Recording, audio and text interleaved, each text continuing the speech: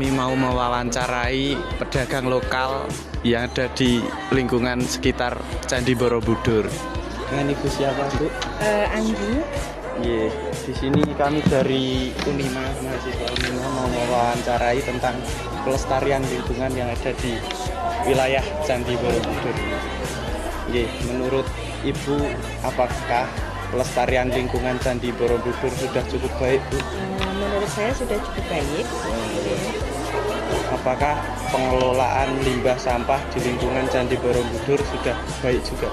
Kalau menurut saya sih, setahu saya itu sudah baik karena pengelolaan di sini juga sudah terjaga dan terorganisir.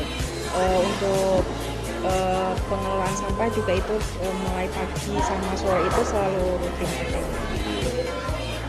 Apakah dengan banyaknya pengunjung dapat mempengaruhi pelestarian di lingkungan Candi Borobudur ini? Menurut saya itu sangat berpengaruh karena setiap orang berperan penting dalam menjaga kelestarian di lingkungan. Itu pasti. Apakah Ibu setuju dengan pembangunan yang ada sekarang ini di lingkungan Candi Borobudur? Setuju karena lebih terjaga, lebih rapih lah. Apakah masyarakat lokal dan wisatawan harus memberikan peran penting juga atas kelestarian ini? Pasti berperan penting. Ya udah, Bu. Terima kasih.